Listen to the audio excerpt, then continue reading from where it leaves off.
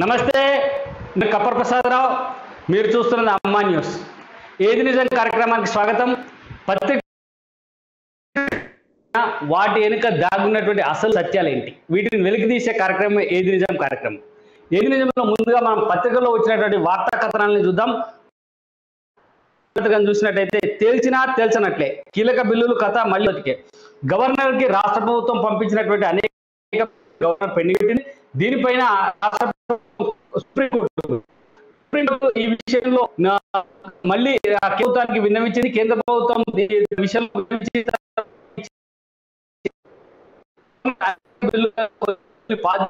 కొన్ని బిల్లులు పంపించింది. దీనికి సంబంధించినటువంటి ఐటమ్ ముఖ్యంగా పెద్దగా వచ్చింది. కీలక బిల్లు కథ మళ్ళీ మొదటికైనా తేల్చేసిన గవర్నర్ తమిళ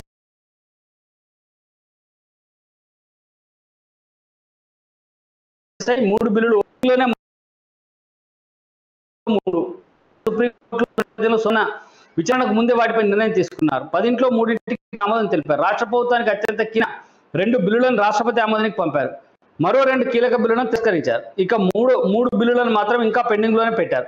వెరసి విచారణ సమయానికి 3 బిల్లులు తప్ప తన వద్ద పెండింగ్ ఏమీ లేవని స్పష్టం చేశారు. కానీ బిల్లులపై గవర్నర్ తేల్చేసిన ఊరట లభించలేదు. కీలకమైన వర్సిటీల్లో కామన్ రిక్రూట్మెంట్ బోర్డు అటవీ వర్సిటీ బిల్లును రాష్ట్రపతి ఆమోదానికి పంపారు. అజామాబాద్ పంచాయతీరాజ్ బిల్లును తిరస్కరించారు. దీంతో కథ మళ్ళీ మొదటికి వచ్చినట్లయింది. ఇది కామన్ రిక్రూట్మెంట్ అటవీ వర్సిటీలపై అందుకే బిల్లులు రాష్ట్రపతి ఆమోదానికి కామన్ బోర్డుతో సడనున్న గవర్నర్ పట్టు అటవీ వర్సిటీ సీఎంను పెట్టడంపై గుస్సా, మున్సిపల్ బిల్లు పైన అభ్యంతరం.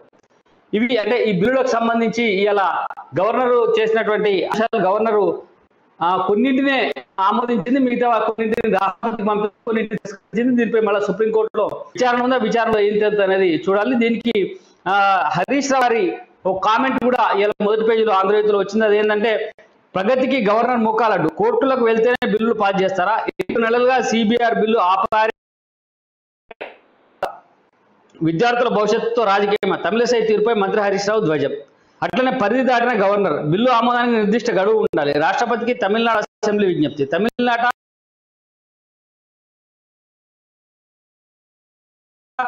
ఆన్లైన్ తీర్మానం, సుప్రీం విచారణ, గవర్నర్ అనేక బిల్లులు పెండింగ్.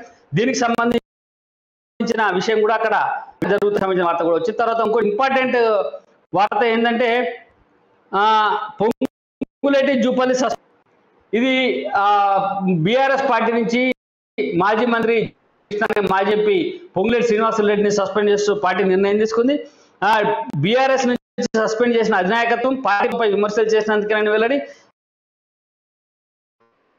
పార్టీ సొంత వర్గాన్ని ప్రోత్సహించిన కృష్ణారావు వ్యతిరేకంగా పనిచేసిన వేచి చూసిన పార్టీ, ఇద్దరు కలవడానికి తీవ్రంగా పరిగణించిన అధిష్టానం.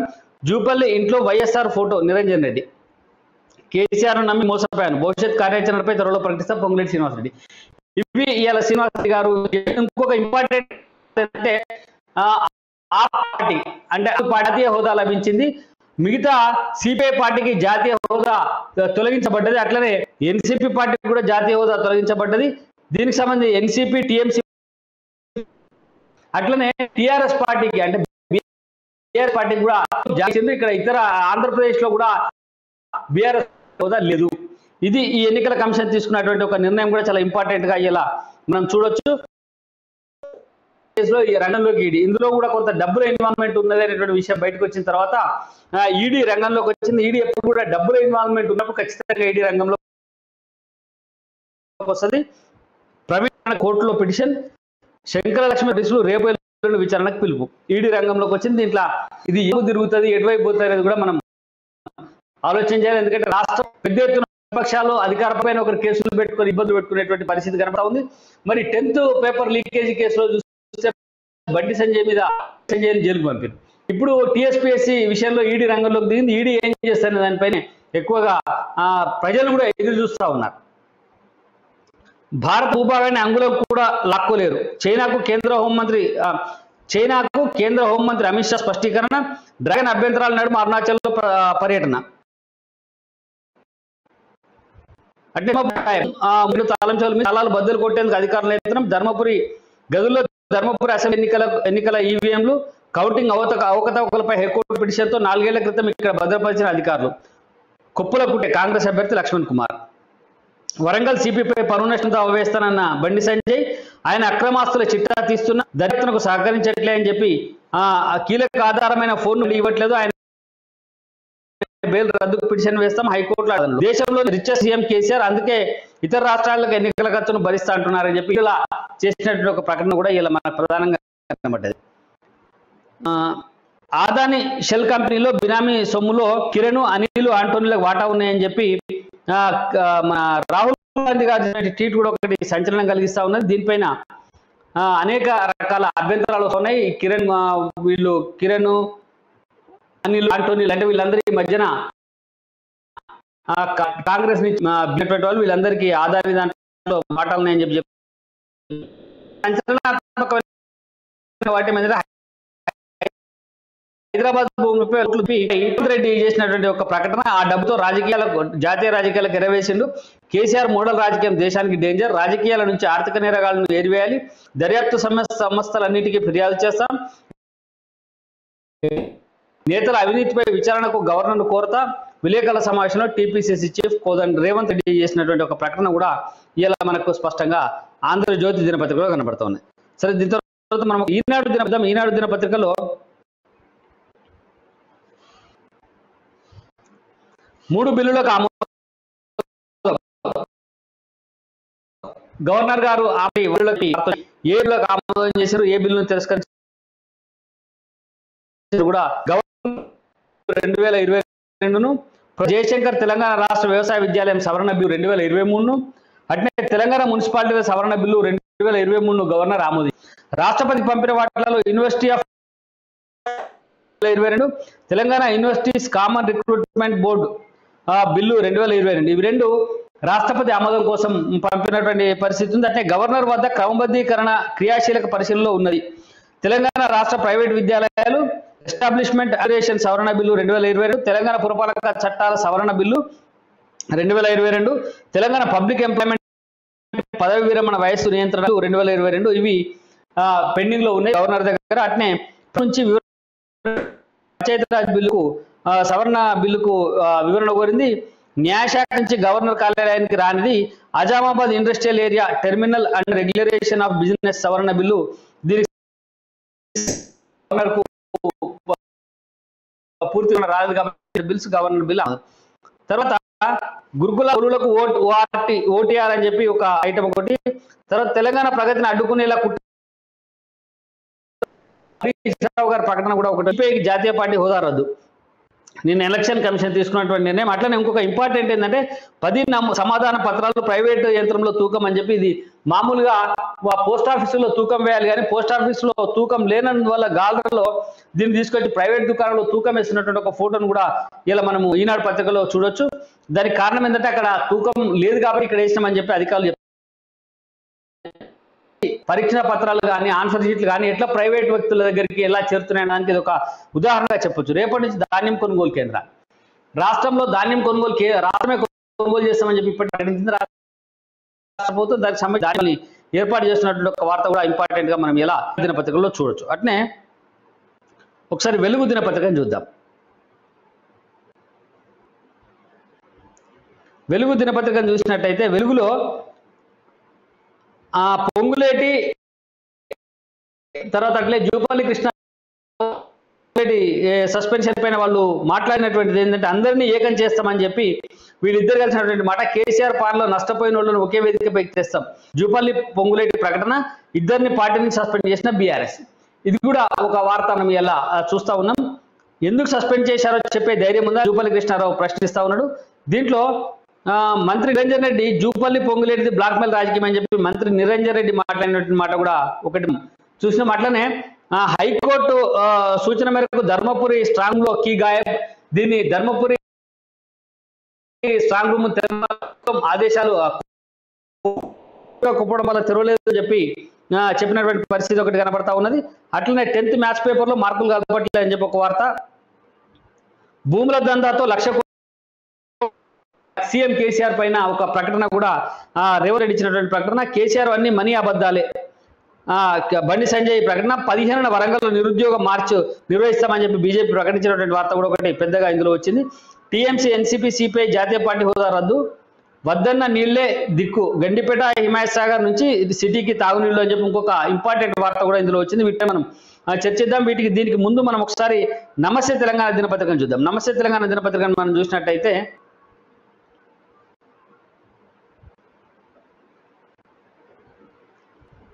సాఫ్ట్వేర్ ఉద్యోగంలోకి బీఆర్ఎస్ వదిలి బీఆర్ఎస్ అంటే బీఆర్ఎస్ లో చాలా మంది మార్క్స్ నుంచి చేరినటువంటి వ్యక్తులను దాన్ని సాఫ్ట్వేర్ ఉద్యోగం వదిలినప్పుడు ఒక వార్త అని చెప్పి ఇంకొక వార్త కూడా వచ్చింది. రాష్ట్ర అట్టడుగులో ప్రగతి ఫలం ఎన్నికల్లో తేల్చుకుందామంటూ కేటీ రామారావు ప్రకటన ఒకటి నమస్తే తెలంగాణలో వచ్చింది. మిగతా పత్రికలో ఎందులో రానటువంటి వార్తలు ఎక్కువగా నమస్తే తెలంగాణలో మనకు కనబడతా ఉంటాయి. ఇది ప్రధానంగా ఈరోజు పత్రికలో వచ్చినటువంటి ముఖ్యాంశాలు. ఈ రోజు మనం పత్రికల్లో చాలా వార్తలు చూసినాం. ప్రధానమైనటువంటి వార్త ఏంటంటే టీఆర్ఎస్ పార్టీ అంటే బీఆర్ఎస్ పార్టీ నుంచి జూపల్లి కృష్ణారావును అలాగే పొంగులేటి శ్రీనివాసరెడ్డిని బహిష్కరిస్తూ నిర్ణయం తీసుకుంది. దానిపైన జూపల్లి కృష్ణారావు పొంగులేటి శ్రీనివాసరెడ్డి కూడా చాలా ఘాటుగా స్పందించారు. నమ్మి మోసపోయినా అని చెప్పి పొంగులేటి శ్రీనివాసరెడ్డి అంటే నిజాలు చెప్తే బహిష్కరిస్తారని చెప్పి జూపల్లి కృష్ణారావు మాట్లాడినటువంటి మాటలు మనం చూసినాం. దీనిపైన మాట్లాడదాం. మనతో పాటు టీపీసీసీ అధికార ప్రతినిధి సుధీర్ రెడ్డి మనతో లైవ్ లో సిద్ధంగా ఉన్నారు. అలాగే సీనియర్ కృష్ణమూర్తి గారు ఉన్నారు. నమస్కారం సుధీర్ రెడ్డి గారు. నమస్కారం కృష్ణమూర్తి గారు.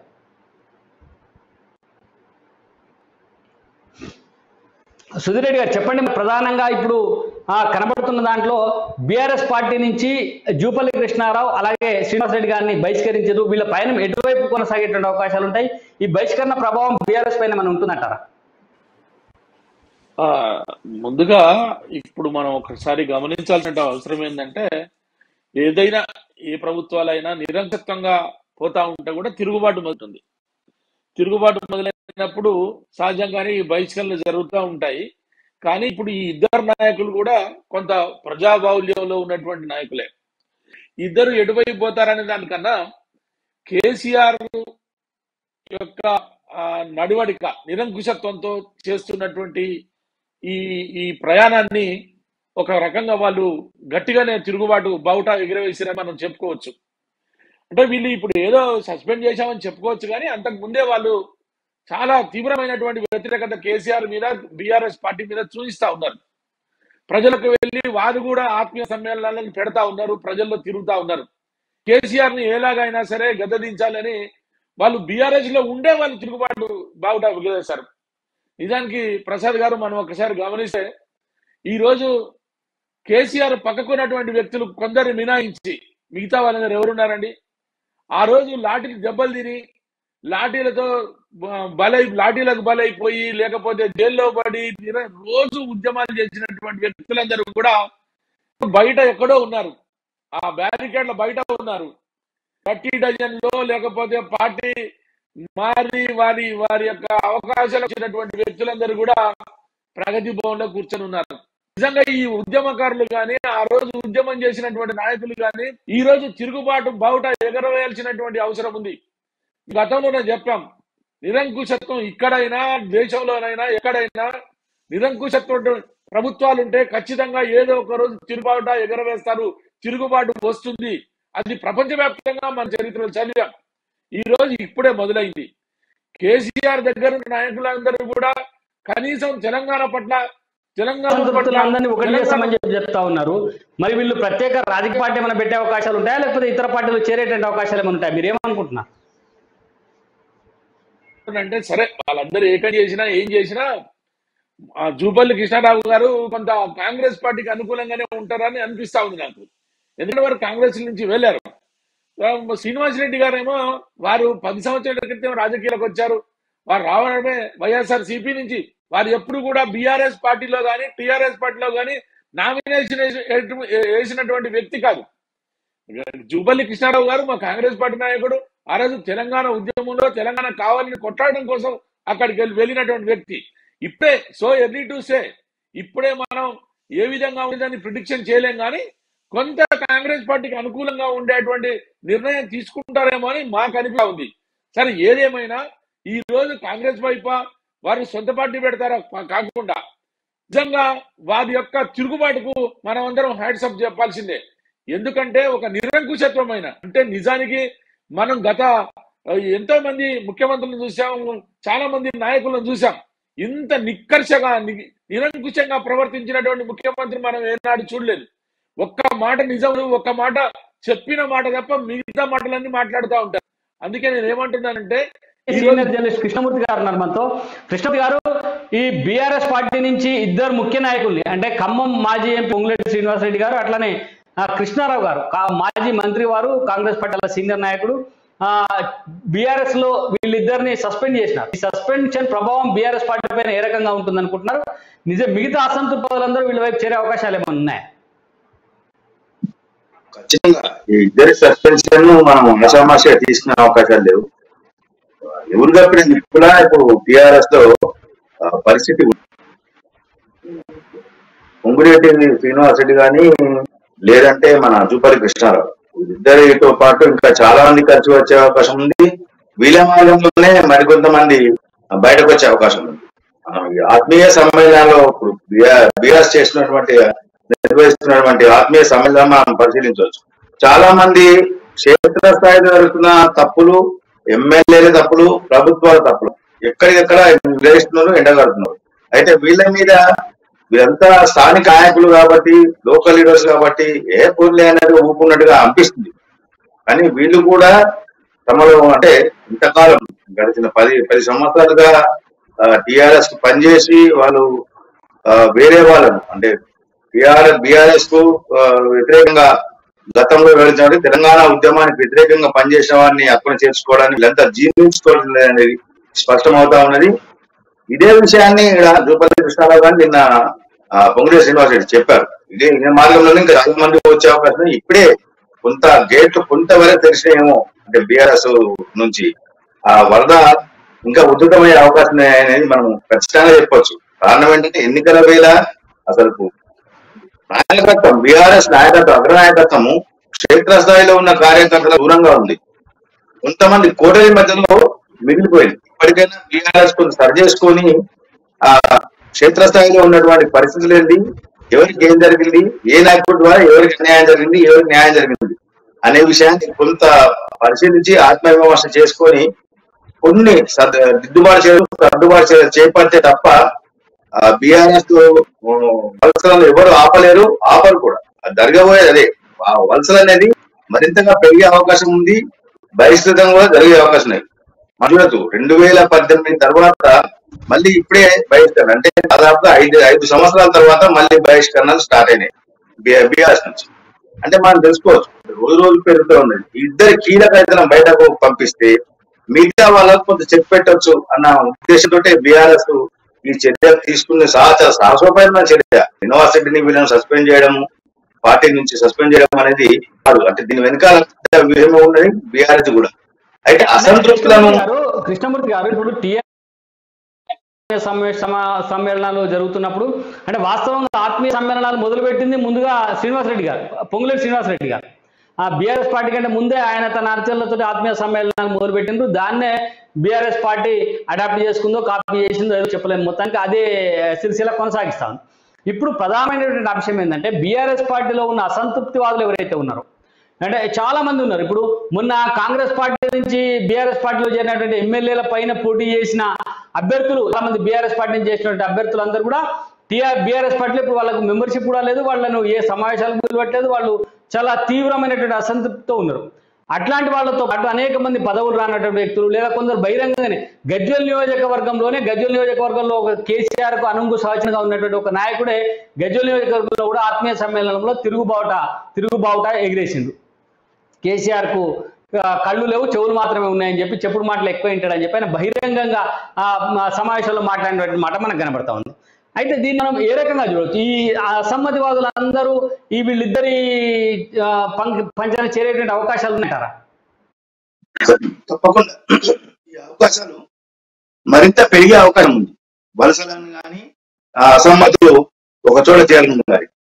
అయితే బహిష్కృతమైనటువంటి ఇద్దరు నేతలు కూడా, బీఆర్ఎస్ నుంచి బహిష్కరణ ఇద్దరు నేతలు కూడా కొత్త పార్టీ పెడతారా? ఇప్పుడు మన సుధీరెడ్డి గారు చెప్పినట్టుగా కాంగ్రెస్ లో చేరడం కానీ, లేకపోతే వేరే పార్టీల వైపు చేయడం మొగ్గు చూపుతున్నారా అనే కొంత వేచి చూడాల్సి వస్తున్నారు. నిజంగా మనం గమనిస్తే గత కొంతకాలంగా బీఆర్ఎస్ లో అసంతృప్తి అనేది పెరుగుతా ఉన్నది నాయకత్వం మీద. కొంతమంది ఎమ్మెల్యేలు కూడా బీఆర్ఎస్ నాయకత్వం మీద కొంత అసంతృప్తి అవుతుంది. అంటే వాళ్ళకి అపాయింట్మెంట్ ఇవ్వకపోవడం, వాళ్ళ వినతులను పట్టించుకోకపోవడం. అంటే ఎమ్మెల్యేలు ప్రజా ప్రాతినిధ్యం వహిస్తున్నారు. వాళ్ళ నియోజకవర్గంలో కొన్ని స్థానికంగా కొన్ని సమస్యలు ఉంటాయి, అవి చిన్న చిన్నవి కావచ్చు, కానీ ఎన్నికల సమయంలో ఆ చిన్న సమస్యలే వాళ్లకు కొలకలను కోయేలాగా తయారయ్యే అవకాశాలు ప్రమాదం ఉంది. వీటన్నిటిని పరిష్కరించాలి అని చెప్పేసి అధినాయకత్వం దృష్టికి తీసుకెళ్ళినప్పటికీ, ప్రభుత్వం దృష్టికి తీసుకెళ్ళినప్పటికీ పాలకులు పట్టించుకోవడం చిన్న సమస్య అని వదిలేయడం కూడా కొంతవరకు ఎమ్మెల్యేలు కూడా అసంతృప్తిగా ఉన్నారు. మనం తాజాగా గమనించారు, బండి సంజయ్ మొన్న ఒక ప్రకటన చేశారు. మంత్రులు ఎమ్మెల్యేలు నాకు టచ్ లో ఉన్నారు, నా సెల్ ఫోన్ అందుకనే కేసీఆర్ అపహారం గురి చేయించారు అని చెప్పేసి ఏ విషయాన్ని పురుషులను కంప్లైంట్. అంటే అధికార పార్టీ నా సెల్ ఫోన్ దృష్టి పెట్టి ఎవరి ప్రోత్సాహంతోనో చేయించిందంటే ఆయన అనుమానాలు వ్యక్తం చేశారు. అంటే అటు ఎమ్మెల్యేలు మంత్రులే ప్రభుత్వం మీద అసమ్మతి వ్యక్తం చేస్తున్నారంటే పరిస్థితి ఎంతవరకు ఉందనేది ఆలోచించవచ్చు. ఇంకొకటి ఏంటంటే ఒక్కో నియోజకవర్గంలో ఆస్పిరెంట్స్ పోటీ చేసే ఆశావాహుల సంఖ్య భారీగా పెరుగుతుంది. ఒక్కో చోట 10 మంది 12 మంది దాకా కూడా ఉన్నారు పోటీ చేసేది. వీళ్ళందరినీ వెలుగులోకి వస్తా ఉంది ఏంటంటే తెలంగాణ రైతు సమితి పేరుతోటి, తెలంగాణ రాజ్య సమితి పేరుతోటి అంటే టీఆర్ఎస్ వచ్చే విధంగా కొన్ని పార్టీలు రిజిస్ట్రేషన్ అవుతా ఉన్నాయి. అవి ఇక్కడ ఉండేటువంటి ఒక రాజకీయ సంక్షోభం, ఒక వాక్యూమ్ తెలంగాణలో ఉంది. మరొక ప్రాంతీయ పార్టీ వచ్చేటువంటి అవకాశాలని, ప్రాంతీయ పార్టీ కనుక వస్తే ఇటు కాంగ్రెస్ కానీ ఇటు బీజేపీ కానీ ఇబ్బందికరమైన పరిణామం ఉంటుంది. ఎందుకంటే బీజేపీ నుంచి లేకపోతే ఇతర బీఆర్ఎస్ నుంచి చేరే వాళ్ళకి ఒక వేదిక అవుతుంది అని కొన్ని రాజకీయ ఊహాగానాలు వస్తూ ఉన్నాయి. అంటే ఆ పార్టీ అంటే ఇప్పుడు శ్రీనివాస్ రెడ్డి కానీ లేకపోతే జూపల్లి కృష్ణారావు కానీ ఆ పార్టీని భుజాన్నెత్తుకునేటువంటి అవకాశాలు ఉన్నాయి అని కొంత రాజకీయ విశ్లేషణ వస్తుంది. దాన్ని ఎట్లా చూస్తారు మీరు? వీళ్ళు బీఆర్ఎస్ ఆల్రెడీ గతంలోనే చెప్పారు, పొంగులేటి శ్రీనివాస్ రెడ్డి బీఆర్ఎస్ నుంచి బహిష్కరణ గురికాకముందే నేను టీఆర్ఎస్ పార్టీని ఏర్పాటు చేస్తుంది, దాని సమిక్షేషన్ ప్రక్రియ పూర్తవుతుంది అని చెప్పారు. అయితే రిజిస్ట్రేషన్ ప్రక్రియను పూర్తి చేశారా లేదా, పూర్తి చేసే ఎన్నికల సంఘం ఆమోదం తెలిపిందా, ఆయనకి ఏమైనా సర్టిఫికెట్ లాగా ఇచ్చిదా అనే విషయాలు ఇంతవరకు అధికారికంగా అటు నిన్న పార్టీని అనర్హత, కొన్ని పార్టీలకు జాతీయ ప్రాంతీయ హోదా అని ఏదో ఇచ్చి ఎలక్షన్ కమిషన్ ఇచ్చింది. దాంట్లో కూడా కొత్త పార్టీ ఇది అని చెప్పి ఎక్కడ కూడా మెన్షన్ చేసిన లేదు. వాస్తవానికి ఎన్ని పార్టీలు కొత్తగా వచ్చా ఇటీవల ఏందని ఈసీ ఒక బులెటిన్ ఇవ్వలేదు, ఇస్తుంది త్వరలోనే అంటున్నారు. సుధీర్ రెడ్డి గారు చెప్పండి, ఇప్పుడు కొత్త రాజకీయ పార్టీకి తెలంగాణలో ఏమైనా అవకాశాలు ఉన్నాయా? అంటే టిఆర్ఎస్ పేరుతో వచ్చే విధంగా అనేక అంటే రైతు సమితి పేరుతోటి, రాజ్య సమితి పేరుతోటి కొన్ని రాజకీయ పార్టీలు రిజిస్ట్రేషన్ అవుతా ఉన్నాయంటా ఉన్నారు. దీన్ని ఎట్లా చూడొచ్చు, మీరు ఏ రకంగా చూస్తారు? నేనేమనుకుంటున్నానంటే నేను 2-3 రకాలుగా విశ్లేషించదలుచుకున్నాను దీన్ని. ఒకటి, ఒకవేళ వీళ్ళు కొత్త పార్టీ పెడితే అది టీఆర్ఎస్ కి లాగేలాగా ఏమన్నా రాజకీయ గేమ్ ఏదైనా ఉంటే ఉండవచ్చు. ఎందుకంటే ఖమ్మం జిల్లాలో చాలా స్ట్రాంగ్ గా ఉంది కాంగ్రెస్ పార్టీ. అదేవిధంగా మహబూబ్ నగర్ జిల్లాలో కూడా చాలా స్ట్రాంగ్ గా ఉన్నటువంటి కాంగ్రెస్ పార్టీ ఈ ఇద్దరు నాయకుల ద్వారా మళ్ళీ ఒక కొత్త పార్టీ పెట్టి కొన్ని యాంటీ ఇన్కంబెన్సీ ఓట్లు తీసేసి మళ్ళీ టీఆర్ఎస్ కి లాభం చేకూరుతుంది అనేది వాళ్ళు ఆలోచించుకోవాల్సినటువంటి అవసరం. ఎందుకంటే రాజకీయాలు చాలా రకాలైనటువంటి ఆటలు, అంటే ఈ చీకటి ఒప్పందాలు జరుగుతూ ఉంటాయి. మీరు దేశవ్యాప్తంగా చూస్తే ఎంఐఎంతో బీజేపీ ఏ రకమైనటువంటి చీకటి ఒప్పందంతో చేస్తున్నాం మనం చూస్తా ఉన్నాం. వీళ్ళు నిజానికి తిరుగుబాటు ఎగరవేసి, జెండా ఎగరవేసి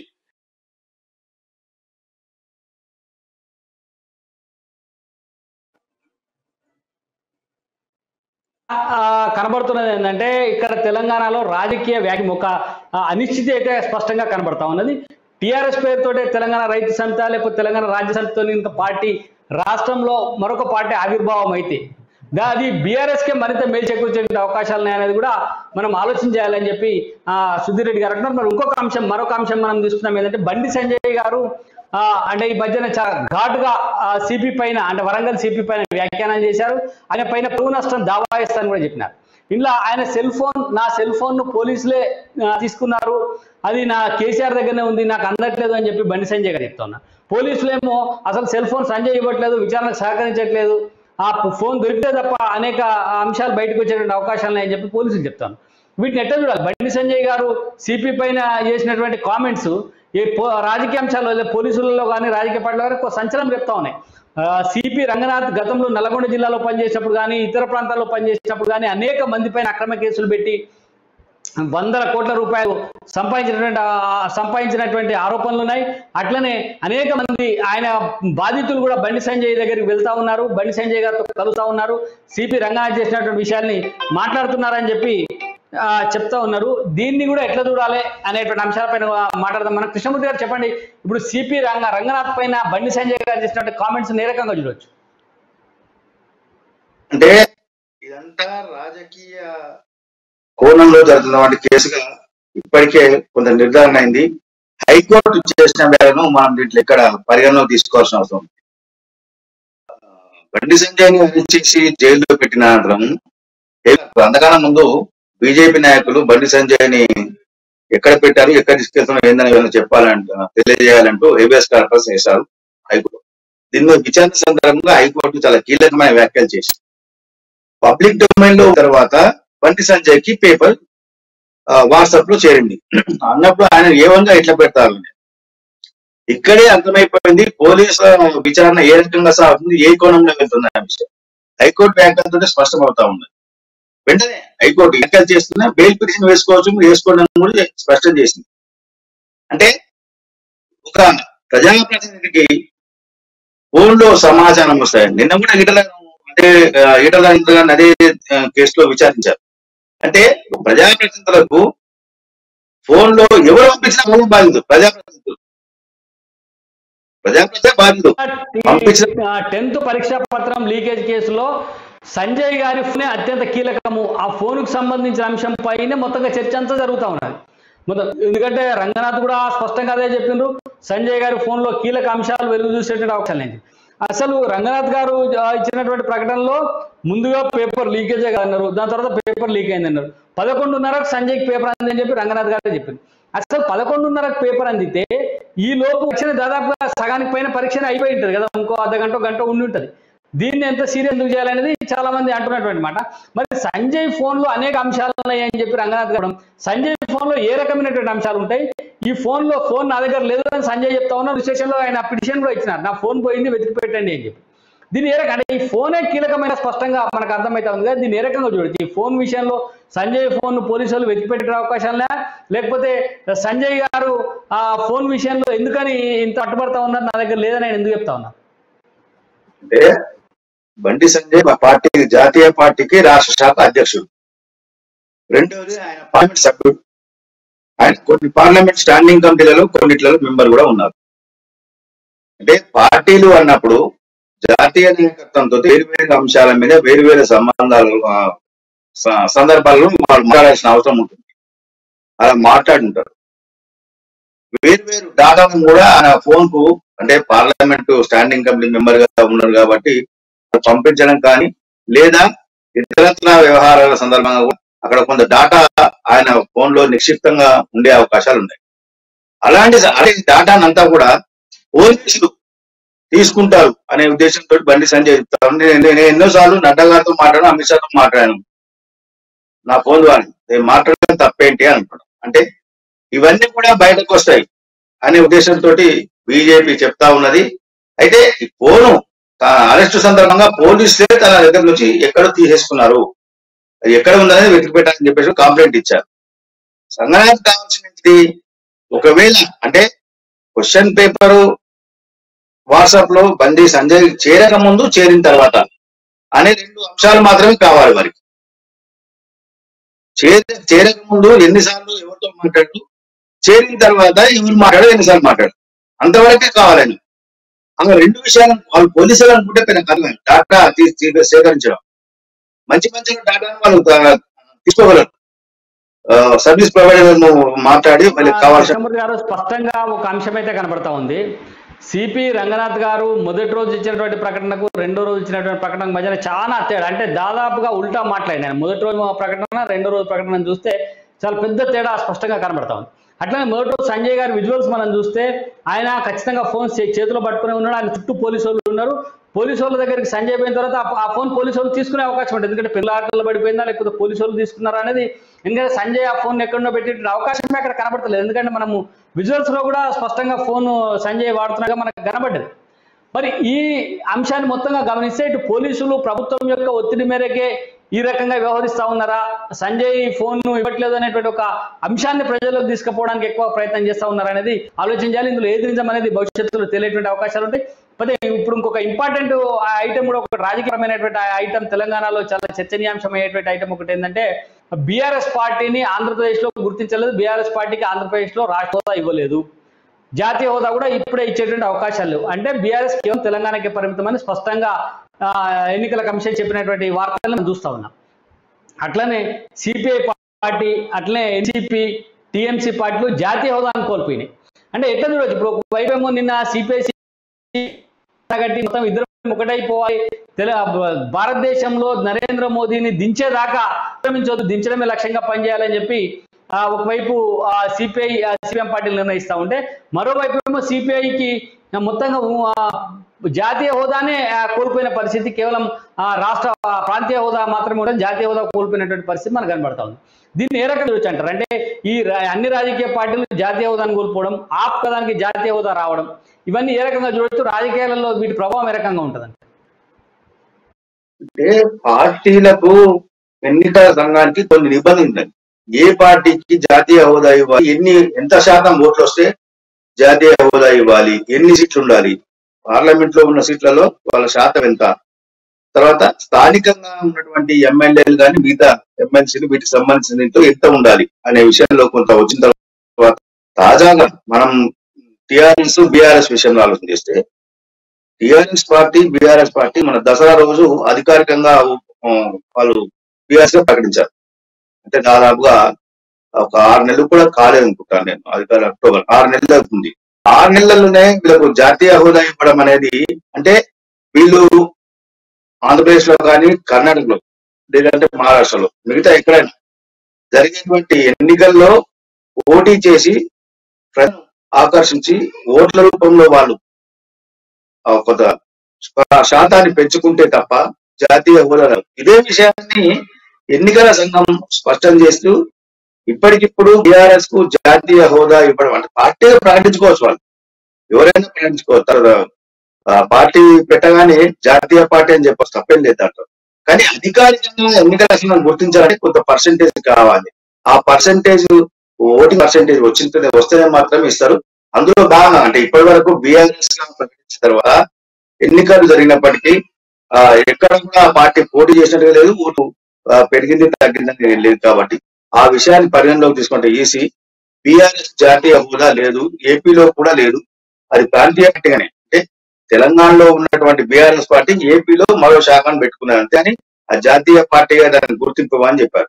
అదే విధంగా సిపిఐ పార్టీకి గత కొంతకాలంగా ఓటింగ్ శాతం పోటీ చేస్తే ఎన్నికల గుర్తైనటువంటి కారు గుర్తు అక్కడ వచ్చేటువంటి అవకాశాలు లేవు. అదే ఎన్నికల కమిషన్ చెప్పినటువంటి నిబంధనలు అది కూడా ఒక ముఖ్యమైనది. దాన్ని ఎట్లా చూడొచ్చు, ఇప్పుడు కారు గుర్తు రాకపోతే మళ్ళీ ఒక గుర్తుతోటి ఆడ బీఆర్ఎస్ పోటీ చేసే అవకాశాలు ఉంటాయి. అంటే అప్పటికప్పుడు అవసరమైతే మళ్ళీ ఎన్నికల సంఘానికి ఒక రిక్వెస్ట్ పెట్టుకొని మాకు ఇదే గుర్తు కావాలి, ఇది పాపులర్ గుర్తు అని చెప్పి ఎన్నికల సంఘం కన్సిడర్ చేస్తే తప్ప వచ్చే అవకాశాలు లేవు. ఎన్నికల సంఘం కన్సిడర్ చేయాలి మాకు ఇదే గుర్తు అనేది. రాష్ట్రంలో కూడా ఒక ఎమ్మెల్యే పోటీ చేసినప్పుడు ఇండిపెండెంట్ పోటీ అంటే ఆయన ఒక రిక్వెస్ట్ పెట్టుకోవాలి, నేను గతంలో ఎమ్మెల్యేగా చేశాను, నాకు ఈ గుర్తు వచ్చింది, ఆ పార్టీ నుంచి పనిచేసిన ఈ గుర్తు ఇవ్వడినా కానీ దాని రిలేటెడ్ ఆ గుర్తులు ఇస్తారు. అదే విధంగా అది కూడా ఎన్నికల కమిషన్ కన్సిడర్ చేస్తే తప్ప వచ్చే అవకాశం లేవు. ఎన్నికల సంఘం కన్సిడర్ చేసిన మీరు మరొక ప్రొసీజర్ తో మీరు వెళ్ళాల్సిన అవసరం ఉంది. కొంత దానికి కూడా నియమ నిబంధనలు ఉన్నాయి. తర్వాత సిపిఐకి సంబంధించినటువంటి నాయకులు నారాయణ గారు కానీ, కూనంనేని సాంబశివరావు గారు కానీ అనేక రకాల విమర్శలు చేశారు. ఏంటంటే ఎన్నికల కమిషన్ నిబంధనలే తప్పుగా ఉన్నాయి, సిపిఐని జాతీయ హోదా తీసేయడం అనేది సరికాదు, ఇది ఓట్లను సీట్లను బట్టి నిర్ణయించడం అనేది సరైనటువంటి విధానం కాదని చెప్పి ఒక కామెంట్ చేసినారు. దీన్ని ఎట్లా చూడొచ్చు? నిజంగానే ఎన్నికల కమిషన్ సిపిఐని తీసేయడాన్ని తప్పుపట్టవచ్చా? వాళ్ళకు తెలుసు ఎన్నికల సంఘానికి కొన్ని నిబంధనలు ఉంటాయని, వాళ్ళు ఎన్నికలకు సంబంధించిన నిబంధనలు కూడా వాళ్ళు అవపోసన పట్టింటారు. సిపిఐ నారాయణ అంత ఎన్నిక జాతీయ స్థాయిలో నాయకుడు ఎదిగిందంటే కింది స్థాయి నుంచి అది తెలియదా తెలుసు. కాకపోతే ప్రజల్లో చెప్పాలి, కార్యకర్తలో ఒక నైతికతను మనం పెంచాలి. కాబట్టి అది నిన్నదాకా మన నేషనల్ పార్టీ ఉంటే ఇప్పుడు లోకల్ గా ప్రాంతీయ పార్టీ అయిపోయింది, ఇది ఎట్లా రీజనల్ పార్టీగా మారిపోయింది, ఏంటి మా పార్టీ పరిస్థితి అని కొంచెం వాళ్ళు ఆత్మ న్యూనత గురి కాకుండా కార్యకర్తలు అలా ఉండాలంటే ఏం చేయాలి? ఎన్నికల సంఘం మీద అంతే ఓ రాయి మిస్ అయిపోతుంది. ఏముంది, ఎన్నికల సంఘం వచ్చి ప్రజలకు వెళ్ళి చెప్పేది ఉందా, కార్యకర్తలు చెప్పేది ఉందా? వాళ్ళు ఏమంటే రూల్స్ బై లాస్ అని మాట్లాడుతూ ఉంటారు. అది ఎవరికి అర్థమవుతుంది సామాన్యంగా? కాబట్టి ఈ రకంగా వీళ్ళు చెప్పింది, వీళ్ళకి ఆత్మసాక్షి తెలుసు, ఎస్ మేము సంపాదించలేదు ఓట్లు సీట్లు రావట్లేదు కాబట్టి మమ్మల్ని ప్రాంతీయ పార్టీగా చేసి మా పార్టీని అని చెప్పేసి వాళ్ళకు కూడా స్పష్టంగా అర్థమవుతుంది, స్పష్టంగా తెలుసు. అయినప్పటికీ కార్యకర్తల్లో నైతికతను పెంచేందుకు, కార్యకర్త నైతికత కోల్పోకుండా ఉండేందుకు వాళ్ళు ఈ రకమైన ప్రకటన చేసిన మనం భావించవచ్చు. ప్రధానంగా చూస్తే ఇప్పుడు చూడండి, ఢిల్లీలో కొద్ది గొప్ప ఓట్లు సంపాదించుకుని సీట్లు సంపాదించుకుంటే తప్ప జాతీయ హోదా అనేది సిపిఐ పార్టీకి ఉండదు. ఇది స్పష్టంగా మనకు అర్థమవుతున్నటువంటి విషయం. ప్రధానంగా ఇలా ఇంపార్టెంట్ ఏంటంటే మొత్తంగా రెండు సిపిఎం పార్టీలు ఒక్కటే జాతీయ స్థాయిలో బలమైనటువంటి ఒక ప్రత్యామ్నాయాన్ని నిర్మిస్తామని చెప్పి నిన్ననే మీటింగ్ పెట్టుకొని చెప్పుకోవడం కూడా జరిగింది. కానీ ప్రజలలో ఆ పార్టీల యొక్క ఉనికి కోల్పోతా ఉంది. వాళ్ళకి వచ్చేటువంటి ఓట్లు సీట్లు తగ్గిపోతుండడం వల్ల ఆ పార్టీలకు జాతీయ హోదా ఇవ్వడం కుదరదు. అంటే ముఖ్యంగా సిపిఐ పార్టీకి జాతీయ హోదా ఇవ్వడం కుదరదని చెప్పి ఆ కేంద్ర ఎన్నికల సంఘం స్పష్టం చేసింది. అయితే ఇదే ఆసరాగా ఇక్కడ మన దగ్గర కూడా తెలంగాణలో కొన్ని గొప్ప ఓట్లు సంపాదించుకోవడం కోసం సిపిఐ పార్టీ బీఆర్ఎస్ తో పొత్తు పెట్టుకుంటా ఉంది. అట్లనే జాతీయ స్థాయిలో కాంగ్రెస్ కూటమిలోకి ఈ వామపక్షాలు పోయేటువంటి అవకాశాలు కూడా కనబడతా ఉన్నాయి. మరి రాబోయేటువంటి రాజకీయాలు ఏ రకంగా ఉంటాయి? నిజంగానే కాంగ్రెస్ కూటమిలో పోతే బీఆర్ఎస్ పార్టీ కాంగ్రెస్ కూటమి ఉండదు. కానీ వామపక్షాల రాజకీయాలన్నీ కూడా ఏ రాష్ట్రానికి ఆ రాష్ట్రంగా ప్రత్యేకమైనటువంటి ఒక రాజకీయాలు ఇక్కడ వామపక్షాలు కనబడ ఉన్నాయి. మరి రేపు ప్రజలలో ఈ పార్టీల యొక్క పరిస్థితి ఏ రకంగా ఉంటుంది? రాబోయే ఎన్నికలలో ఏమైనా కొన్ని ఓట్లు సాధించైనా మళ్ళీ హోదాను పొందేటువంటి అవకాశాలు ఉంటాయా లేదా? ఇవన్నీ ఎన్నికలలో ప్రజలు వేసేటువంటి ఓట్ల ద్వారా, ప్రజల్లో ఆదరణ ద్వారానే తెలియటువంటి అవకాశాలు ఉంటాయి తప్ప ఎన్నికల కమిషన్ లేకపోతే నిర్ణయాలను లేకపోతే నిబంధనలను తప్పుపట్టడంలో ఉపయోగం లేదనేది మనకు స్పష్టంగా అర్థమవుతా ఉంది. ఇది ఈ రోజు ఏది నిజం కార్యక్రమం. మళ్ళీ మనం రేపు ఏది నిజం కార్యక్రమంలో మళ్ళీ కలుద్దాం. అంతవరకు సెలవు. ఈ కార్యక్రమంలో పాల్గొన్నటువంటి కృష్ణమూర్తి గారికి, సుధీర్ రెడ్డి గారికి కృతజ్ఞతలు. ఇంతటితో ఈ కార్యక్రమాన్ని ముగిస్తా ఉన్నాం. నమస్తే.